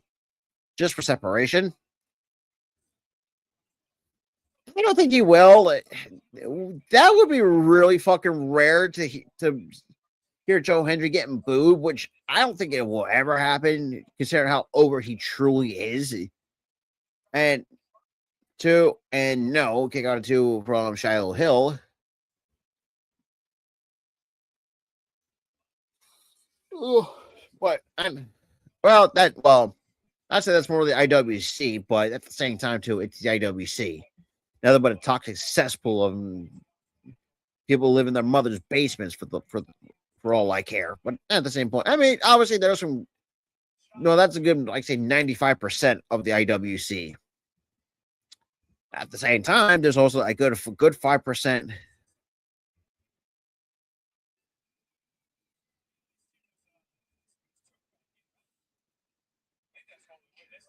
Up and over to Shiloh on the ring apron. Nope. Shoulder.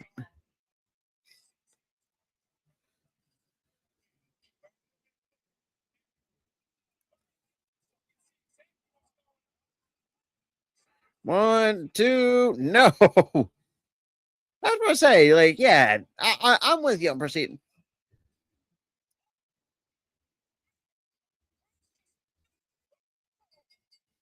And Stacks retains it.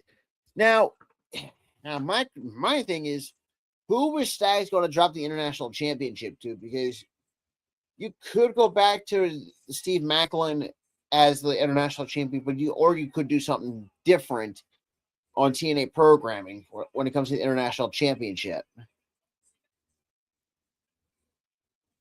You know what's funny? I can see another guy could make a stick at his claim to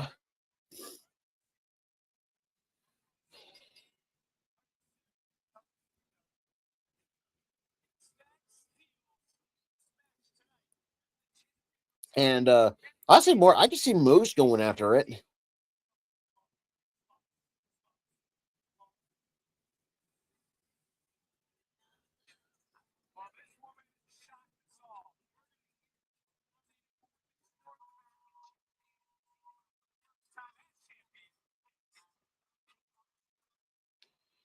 But I guess, well, I mean, yeah, you could make an argument for Moose being part of the international championship conversation.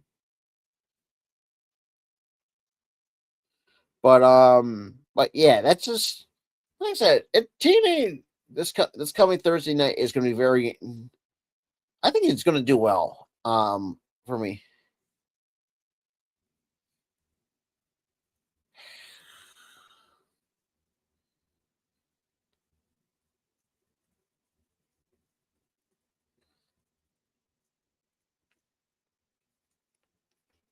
Oh,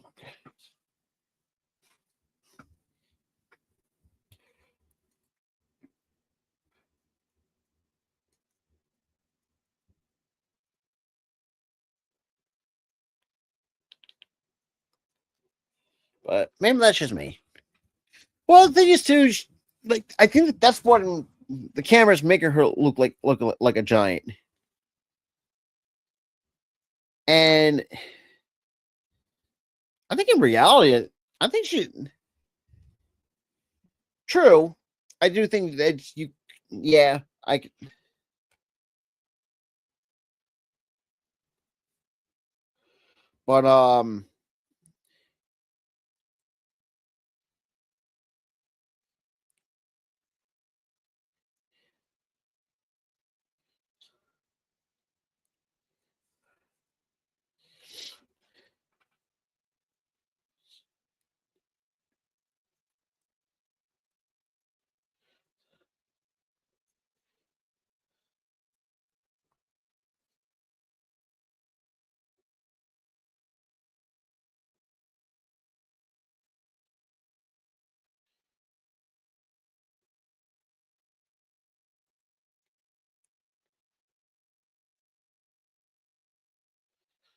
but in all seriousness,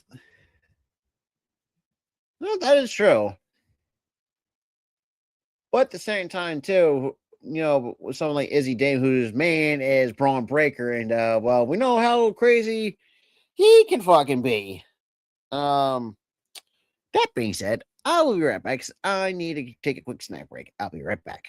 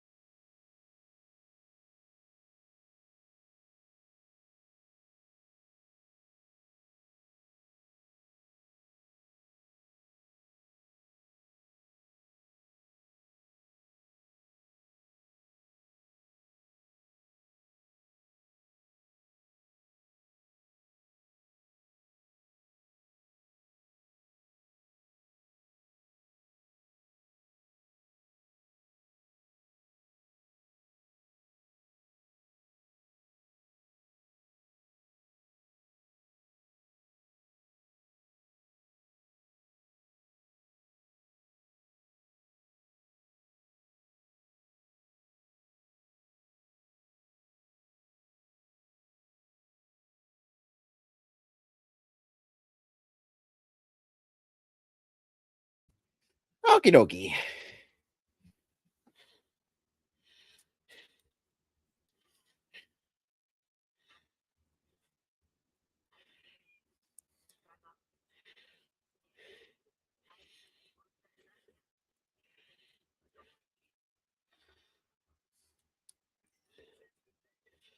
All right.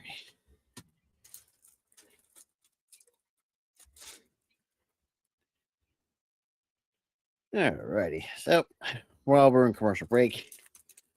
But yeah, but shout out to everyone who's been hanging with me. I mean, that is one person to do it. I wouldn't be opposed to that for one.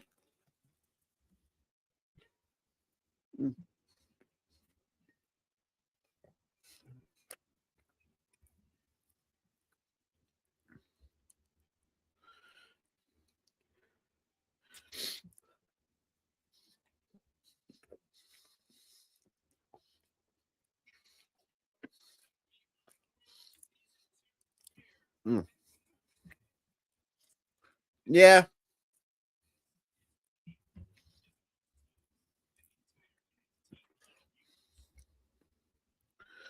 So now, here comes the new NXT Women's North American Champion, representing the Calling, Izzy Dame. So now we're going to hear from her in a promo segment, I believe.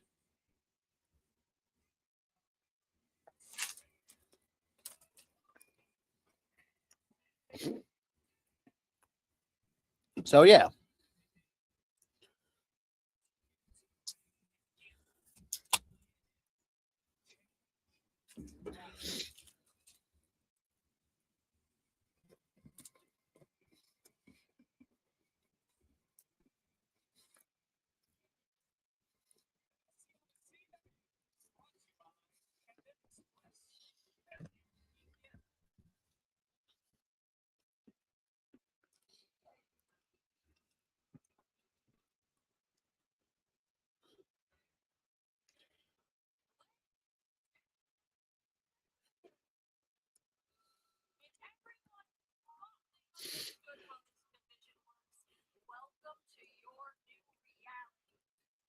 Well, I mean, true to an extent.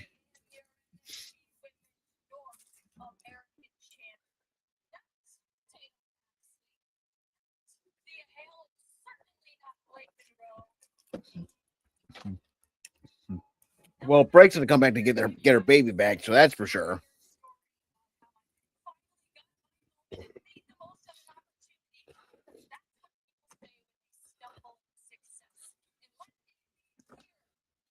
Yeah.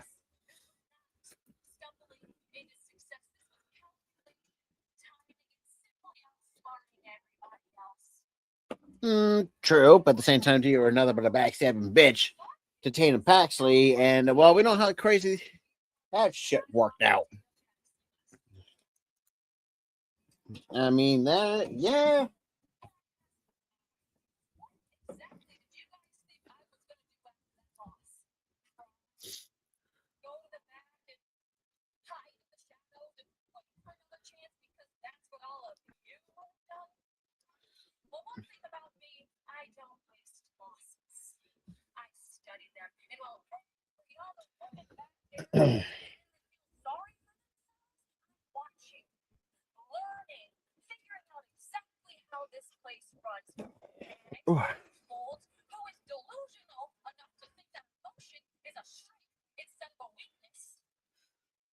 I don't know. Well,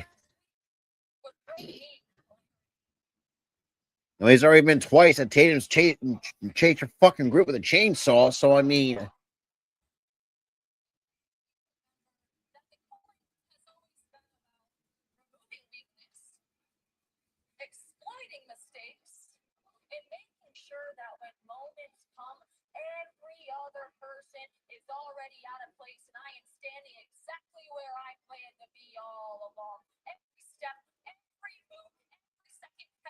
Mm-mm-mm.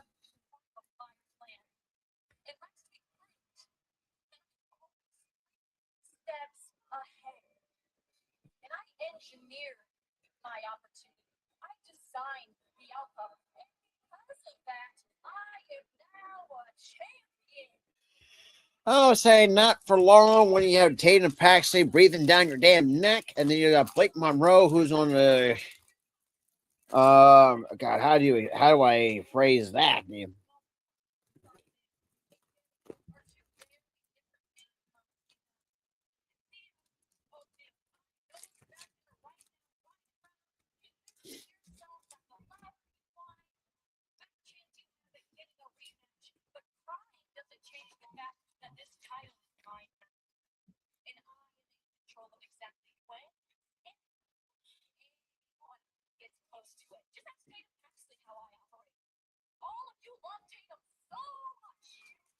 I mean, we all fucking.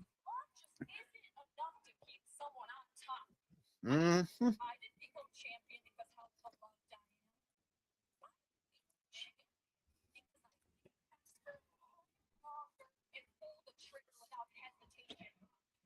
That is true.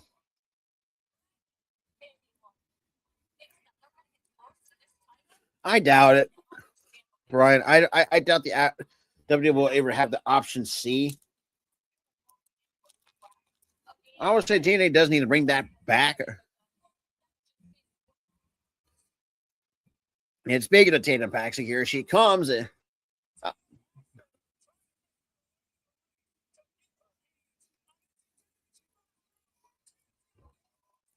Yeah, Tatum was not going to hold up for much longer.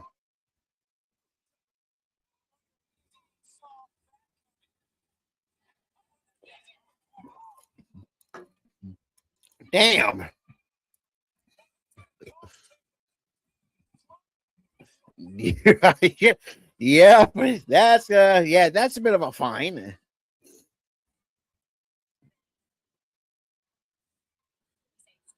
Yeah, that'll do it. But do I really blame Tatum for all the shit that's happened? No. But what is going on, Tommy? Tommy T. But at the same time, too, um, I do believe, I do think Tatum does have a legit gripe in a sense. I mean, I know she does want to get her hands on Tatum, not Tatum, on Izzy Dame, rightfully so.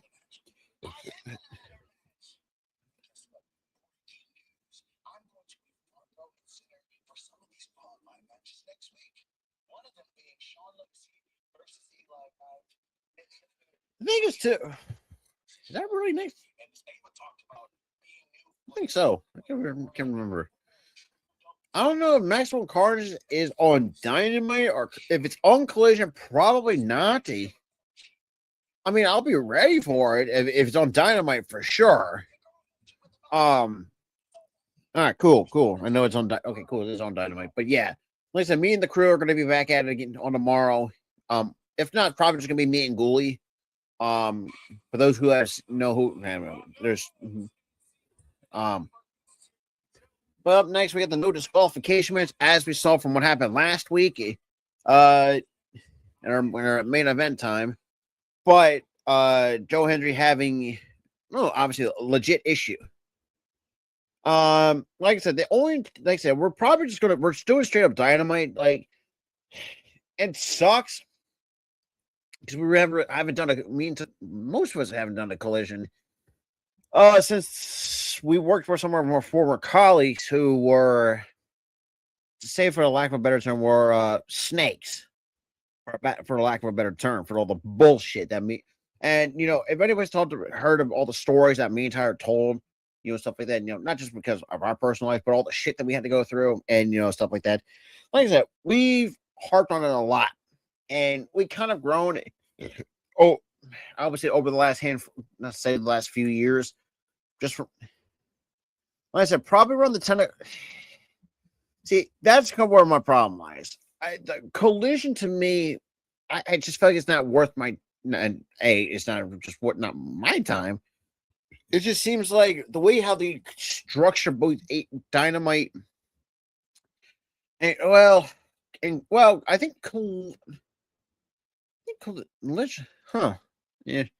Listen, we'll see what happens tomorrow night. But Thursday, like it's good to be back to covering some TNA watch parties for myself and Tyler, because I don't know if I don't think Ghoul is going to be that much of a I don't think he will be familiar of who's on the TNA roster. So so that being said, I don't think here's the thing, Prestige. I don't think he's going to be a baby face. She doesn't really give off. I think that, like I said, I think women like Izzy who are just natural heels. That's kind of where they should stay and thrive. But I mean, look, either way, yeah, she's a true heel.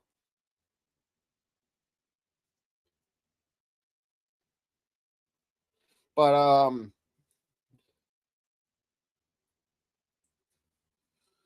at the same time too,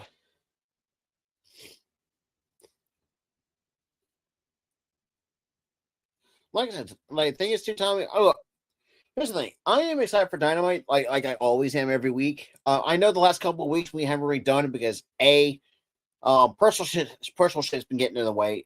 B, one of us in the crew are constantly getting, or it's usually either A, is that under the weather, or having dealing with some, biological problems, or C, or dealing with some personal life shit. And I know it's gonna be, it's kind of be nice to get back to doing AEW. And I'll say this too, and and I know and Prestige knows where I'm going with this. Like, I'm not gonna name any names because look, I'm not the kind of person to name names when it comes to all the shit that me and Tyler had to go through. And because, like I said, me and Tyler can go on for about like an hour, all the bullshit we had to go through, especially under our growth on the YouTube platform, on the platform as well. But and all the stuff that we've done, get some partnerships, sponsorships like that. And for those who are sweet on the Sports and Rush Connection page, that are seen from the stream element bots. Like I said, we have a lot of smart. I'm working more to get more for the channel, but like I said, Tommy, that's the thing too, Tommy. If you're on the Sports Wrestling Next page, definitely subscribe to the channel. Make sure you have that notification bell turned on because, like I said, you will not miss. So you will guys not miss whether it's just me, sometimes going live on my own, or if I have to drop a short any times, drop some shorts every now and again, which I've done today. I've dropped 2 already when it comes to the NFL because I had to drop. What I know, I dropped one earlier this afternoon. When it comes when Mike Thomas stepped down from the Pittsburgh Steelers, I haven't done one. I really don't on the Kevin Petula because let's be real, that's kind of self-explanatory. Like what is? Because here's the thing: when it comes to shit like the Kevin Petula fire, I already knew that's self-explanatory. But I will say I will definitely talk about that if I kind of like if I do want to do a video for that. But I will say, and also too, if you guys want to get cops and either the Sports Wrestling Connection merch or the It's For Money podcast merch, or do the combination. But the link in the description is down below to the shop. I believe we're having a deal. I can't remember which promo we're doing, but if you guys want to cop any merch that we have, definitely check it out. See if you guys are interested, because we do definitely want to see, because my original idea was like if you guys cop some of the It's Many podcast or the Sports and Rents Connection merch, definitely like take, because I was thinking about showcasing anybody that cops it on the Instagram on the official Sports and Wrestling Connection IG page, and kind of show off, and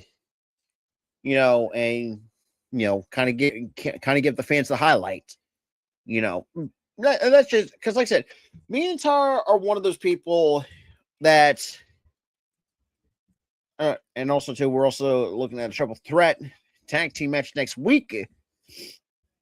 So I got a main event time with Dion Lex and Joe Hendry. But like I was saying before we get started on the main event, like I said, and when it comes to like I said, and the thing is too, me and Tara are not the type of people to run ads on the technically we are monetized, so the ads comes itself. But when it comes to like the sponsorship ads, that's why I have do these stream element bots, kind of save you the time. And same with our social media pages, because like I said, me and Tara, we are very little bit active on social media. We truly are, and stuff like that. But at the same time too, it's one of those things. It's like, and that's the thing too. It's like we're not the type of creators like like I said, if you guys want to be channel members, look, that's on your own free will. If you guys want to be part of one day, or like I say, if you want to just come on and just shoot the shit with me and Tyler, like either hit us up on either the IG or Twitter, because that's pretty much where we're at. We'll gladly bring you on and just highlight the fans and whatnot, because but like I said, it's one of those things that's like me and Tyler are very grateful of who we have, and who we associate ourselves with, and at the same time the people who have helped this channel grow to where it is now. When we're and stuff like that. So at the same time too, me and Tyler can't be more grateful than what we have in terms of a platform. Like I said, like this wouldn't have been possible if it weren't for COVID. And Tyler said, and we talked about that one time on the just being real on the Real Talk. We kind of opened up about that, where this all kind of stemmed from in terms of content creation. Now, are we perfect at it? No, absolutely not. I don't know how to fucking run OBS like the pro YouTubers and shit like that. And that's the reason why like I said, I'm grateful for the like StreamYard, which kind of helps in a sense. And I actually want to see, well, why I make the borders and stuff like that. And I asked him back. Like I said, and also invest in the green screen too. Also was a big, nice little touch in terms of the production upgrade for myself. Um, I've learned how to upgrade the thumbnail designs, whatnot. As you could probably see, when it comes to NXT. Well, the NXT one, I will say I did find on Google Images. I just had to freaking do some adjustments, add the NXT logo and stuff like that. And I would say once you get to see the TNA thumbnail, I did had to heavily modify that to in a way kind of capture who's on the rock, like the champions of TNA for right now. That's kind of what I did. Okay, so proceeds the Instagram podcast is pretty much all because where me and Tyler just talk pro wrestling for about hour and a half. Very rare we do ever go on 2 hours. The Instagram podcast that's pretty much like I said, what Tyler, because Tyler originally had it because that's our pro wrestling podcast. We also have a sports one, the All Star Sports Show, which we haven't really done in a hot minute because let's put it, that one never really does well in terms of the viewership that we have. So that's why we haven't really done it when it comes to sports talk and whatnot. Oh, that's probably Tyler. I believe it. I think that's Tyler. Yeah, because Tyler pretty much runs the it's really Twitter account. When it comes to the Sports and Wrestling Connection, I pretty much run that page, and that's anyone can follow it. Because right now we're just barely over 2K followers on Twitter, but then at the same time, I can get 2 shits. Because people can also see because we also do live stream on not Twitter. I mean we do, but mostly me because I unfortunately them changing the whole. Hang on a second.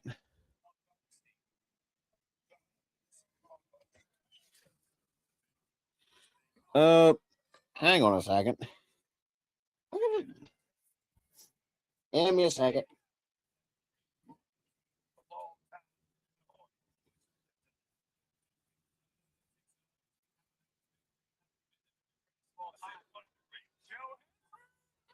Oh shit. Oh, interesting. But yeah.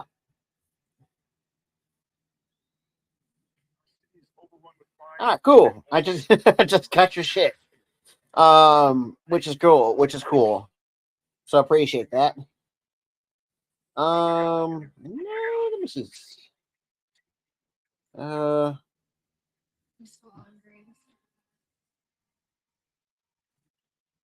yeah, I don't think. Yeah, okay, makes sense. At the same time, maybe after brief follow me on Twitter because I don't think I remember if I followed you or not. Followed you back on Twitter. I could be completely fucking wrong. Um, but anyways.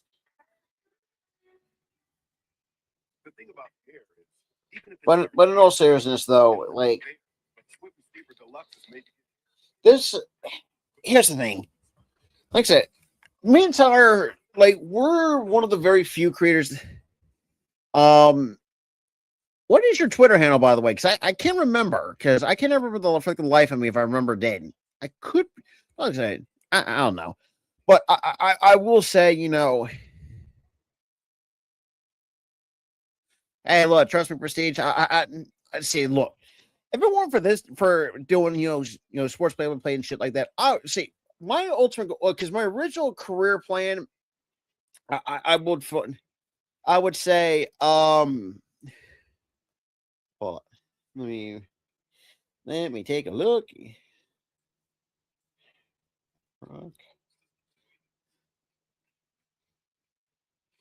Okay, cool. Never mind.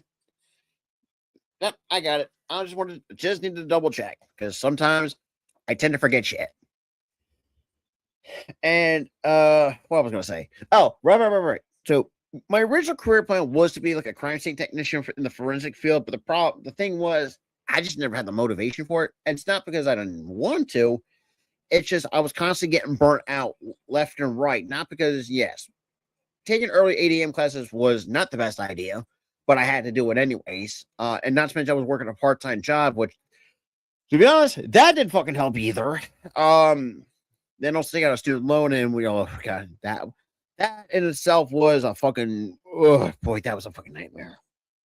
And but if I do chance to go back to school, it is definitely going to be for sports broadcasting, because that's something I would like to do, and hopefully at some point work with NBC Sports Philadelphia, because you know I that's probably one of my ultimate goals and whatnot. But at the same time, too, like I said, only man can dream. But at the same point, too, in time, that's why I definitely have to go do some more NBA games too, which it's kind of hindering a little bit on the sports side of things, which is kind of crazy to say because, and Tyler can attest to this too. The Dog Days of Summer, I think this last year or the year before 2025, when that was around, oh boy, that was a rough. I will admit that was a rough patch for me and Tyler when it comes to the sports shit, because I know the baseball was kind of getting boring. Would I do baseball again? Absolutely. That's the reason why.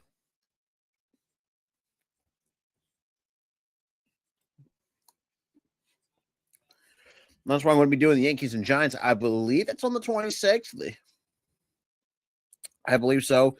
Nice sharp knife edge chops from Hendry, Irish whip, hard and back first, and then from Dion Lennox. Another hard Irish whip by Dion Lennox.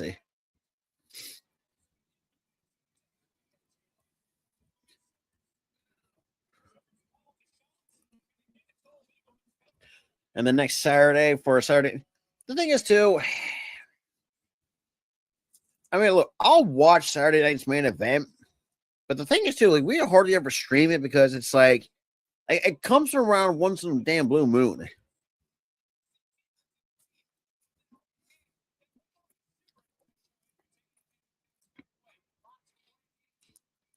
Thing is, too, Prestige, I'll say this, I know it's going to not say rub it in your face a little bit.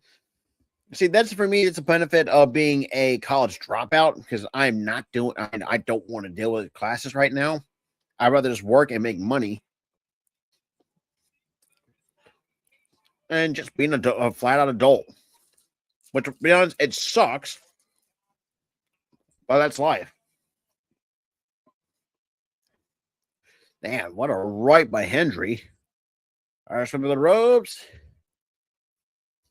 Yo, follow away slam into the kip up. They tied. That is true. That is also true. And yeah, that is true. I will say, in terms of the teams that you root for, I think that only probably the one team I can see having any type of success is probably the Knicks. And it's kind of funny that's coming from a Sixers fan, because we haven't really done shit. What? We have not won a championship since 1983. So, I mean, like I said, in terms of any type of team success that I can see, is probably the Knicks. In terms of, if you look at the Eastern Conference, well, then you're gonna just fucking Boston's gonna be a bit of a problem. I know we're a bit of a problem at times if we don't shoot ourselves in the foot, which we do from time to time. Which, good fucking God! Oh, nice standing ovation. 1, 2, nope, breaking. There's Dark State breaking it up. Like I said, here's the thing. I can say this too. I'm just going to shock some people. From the late night, I was in the early 2000s. I did grow. I was a Phillies fan at the time, but also did grow appreciating the Yankees for the most part. Where you still had Posada, Hideki Matsui, unfortunately A-Rod, which I know 2009 really, still hurts us because of him.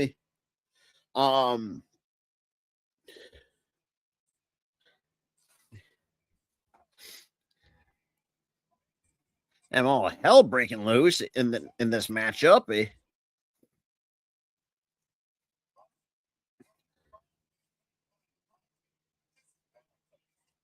And yeah, OT. That's another thing too. It's now OTM is now starting to get over with the crowd. Hey Ryan, I got you beat. Hey, look, I'm really showing my age here. Look, I'm almost 20. I'm almost 29 years old. I've been watching wrestling, not just WWE. I've been watching wrestling since 1999. That even includes WCW, and it's from 99 to 01. I remember clearly to the very final episode of WCW Nitro on March 16th, 2001 in Panama City, Florida. I remember that all too damn well. Be Ric Flair and Sting for the final time. Oh, damn. And, this is when WWE bought WCW. And at that point in time, look, company was already dead anyway. So, I mean, and then we had the crappy invasion angle, which we don't really talk about because that was really fucking piss poor for what it was. No, I would say that I will give credit to credit where credit is due with WCW, giving the guys like Eddie, giving it as Eddie Guerrero, Perry Saturn, Dean Malenko is another one that comes to mind. Where's it Lance Storm?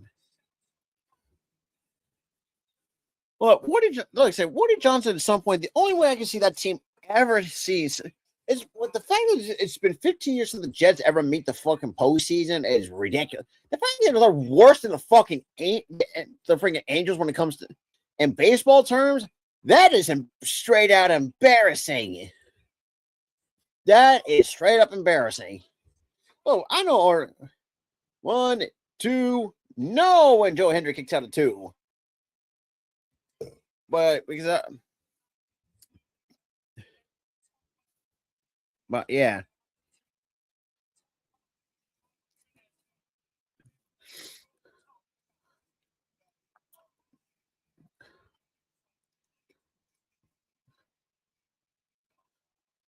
Oh no, Tony.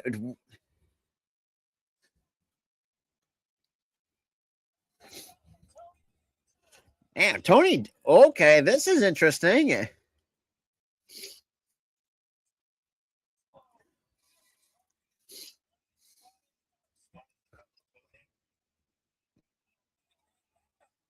I don't know.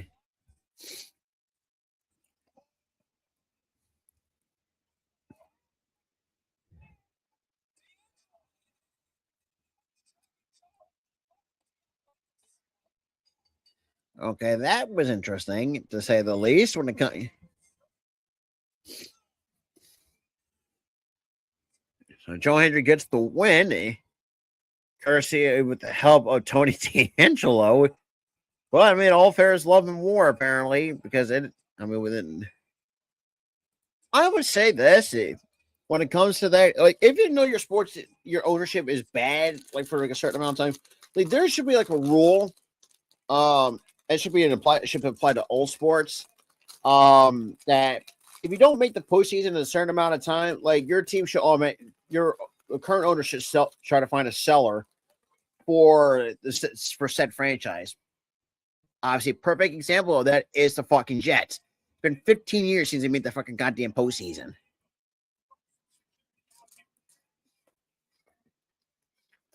Here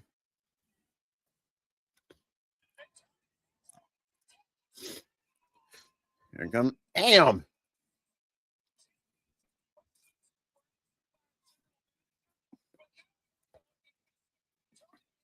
Oh yeah.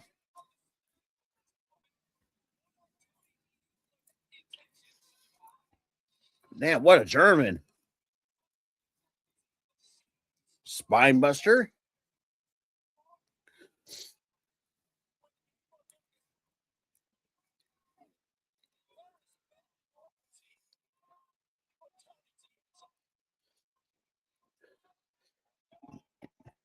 I think so. And that is how NXT goes off the air. To be honest, not a bad NXT. I mean, like I said, NXT at times will have some hit And when I say my miss, I don't think it's like a full blown miss. I think it's to the point where it's like, it's kind of in the shaky ground is what that's kind of how I would say that. But overall, this was not a bad episode of NXT. Kind of if it does lead to Vengeance Day, which I believe that's what's gonna. I think that's what the next pay-per-view is. So I do think there's a lot of stuff that is going to be is playing out the way that I hope it's going to do. Man, we got the qualifying matches for the 6-man ladder match for the NXT Championship after Obafemi vacated it. Yeah, it's not really bad. It's just like it's the way I look at it. It's like how NXT Black and Gold was. It had its identity. Like this iteration of NXT is still trying to find that set identity, and pretty much as you put it too, I wouldn't say it's I mean, it does showcase the future of what this company is going to have, going forward. But I will say NXT, like I said, they'll have some good episodes. They'll have some duds, but at the same time too, I mean, that also applies to Raw and SmackDown too. So I'm not going to be sugarcoating it, but at the same time, not a bad episode. That all being said, appreciate anyone that was tuning in tonight as well. If anybody is new, but yeah, that's what I said. Once they find that identity and establish it, I think that's when freaking NXT is starting to go, in a way, kind of take off and kind of hopefully at some point bring back the black and gold feeling, but kind of doing it in their way. Especially in Sean's vision, the way how I could see the future of NXT is looking. But that being said, anybody who's new, appreciate hanging out. Any new viewers, I appreciate you guys coming in. Make sure you guys hit that like button, subscribe to the channel, whether you're coming from my channel, the Sports Wrestling Connection, or the Malguli page.